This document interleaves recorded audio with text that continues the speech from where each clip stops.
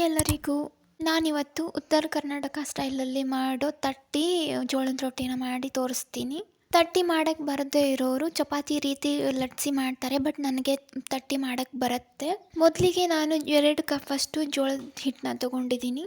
ಈ ಜೋಳದ ಹಿಟ್ಟನ್ನ ನಾವೆಷ್ಟು ಜೋಳನ ತೊಗೊಂಡಿರ್ತೀವೋ ಅಷ್ಟೇ ಅಕ್ಕಿನ ತೊಗೊಂಡ್ಬಿಟ್ಟು ಇಲ್ಲಲ್ಲಿ ಪೌಡ್ರ್ ಮಾಡ್ಕೊಂಡು ಬರಬೇಕು. ಇವಾಗ ಒಂದು ತವಾ ಮೇಲೆ ಅರ್ಧ ಕಪ್ಪಷ್ಟು ನೀರನ್ನ ಹಾಕಿಬಿಟ್ಟು ಬಿಸಿ ಮಾಡಬೇಕು. ಈ ನೀರು ಬಿಸಿ ಆದಮೇಲೆ ಜೋಳದ ಹಿಟ್ಟಲ್ಲಿ ಹಾಕಬೇಕು. ಇದನ್ನು ಚಮಚದ ಸಹಾಯದಿಂದ ಕಲಸಿ, ಇಲ್ಲಾಂದರೆ ಬಿಸಿ ಇರುತ್ತೆ. ಸ್ಟಾರ್ಟಿಂಗಲ್ಲಿ ಚಮಚದ ಸಹಾಯದಿಂದ ಸ್ವಲ್ಪ ಕಲಿಸ್ಬೇಕು, ಆಮೇಲೆ ಸ್ವಲ್ಪ ಆರಿದ ಮೇಲೆ ಕೈಯಿಂದ ನಾದಕ್ಕೆ ಸ್ಟಾರ್ಟ್ ಮಾಡಬೇಕು.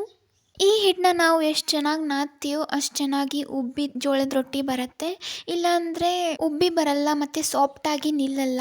ನಾವು ಎಷ್ಟು ಚೆನ್ನಾಗಿ ಕಲಿಸ್ತೀವೋ ಅಷ್ಟು ಚೆನ್ನಾಗಿ 2 ದಿನಗಳ ಕಾಲ ರೊಟ್ಟಿ ಸಾಫ್ಟಾಗಿ ಇರುತ್ತೆ. ಈ ರೊಟ್ಟಿನ ಶೇಂಗಾ ಸಾರದ ಜೊತೆ ತಿಂದರೆ ತುಂಬ ಅಂದರೆ ತುಂಬ ಟೇಸ್ಟಿಯಾಗಿರುತ್ತೆ. ನೆಕ್ಸ್ಟ್ ವಿಡಿಯೋನ ನಾನು ಯಾವ ರೀತಿ ಶೇಂಗಾ ಸಾಂಬಾರನ್ನ ಮಾಡಬೇಕು ಅಂತ ಹೇಳ್ಬಿಟ್ಟು ತೋರಿಸ್ತೀನಿ.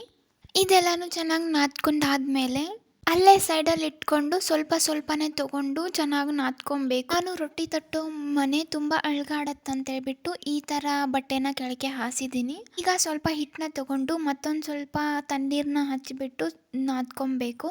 ಈಗ ಇದನ್ನು ಚಿಕ್ಕ ಬಾಲ್ ಥರ ಮಾಡಿಕೊಂಡು ಕೈಯಲ್ಲಿ ಸ್ವಲ್ಪ ತಟ್ಟಬೇಕು.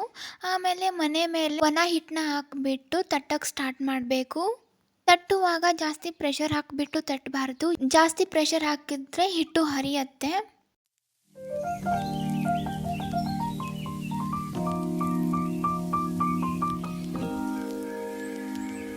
ಇವಾಗ ಇದನ್ನ ಕಾದಿರೋ ತವಾ ಮೇಲೆ ಹಾಕಿಬಿಟ್ಟು ತಣ್ಣೀರನ್ನ ಹಚ್ಚಬೇಕು. ಕೈ ಸುಡತ್ತೆ ಅಂದರೆ ಬಟ್ಟೆ ಕೂಡ ಯೂಸ್ ಮಾಡಿ ಹಚ್ಚಬಹುದು. ರೊಟ್ಟಿ ಮೇಲೆ ಇರೋ ನೀರೆಲ್ಲ ಆರಿದ ಮೇಲೆ ಇವಾಗ ಇನ್ನೊಂದು ಸೈಡಿಂದ ಬೇಯಿಸಬೇಕು. 2 ಸೈಡು ಸ್ವಲ್ಪ ಬೆಂದ ಮೇಲೆ ಈ ಥರ ಗ್ಯಾಸ್ ಮೇಲೆ ಬೇಯಿಸಬೇಕು ನೀಟಾಗಿ ಚೆನ್ನಾಗಿ. ಇದೇ ರೀತಿ ನಾನು ಇನ್ನೊಂದು ಮಾಡಿ ತೋರಿಸ್ತೀನಿ. ಈ ರೊಟ್ಟಿನ ಮಾಡೋಕ್ಕೆ ಸ್ಟಾರ್ಟಿಂಗಲ್ಲಿ ಸ್ವಲ್ಪ ಕಷ್ಟ ಆಗ್ಬೋದು, ಬಟ್ ಡೈಲಿ ಮಾಡ್ತಾ ಚೆನ್ನಾಗಿಯೇ ರೊಟ್ಟಿ ರೌಂಡ್ ಮತ್ತು ಸಾಫ್ಟಾಗಿ ಬರುತ್ತೆ.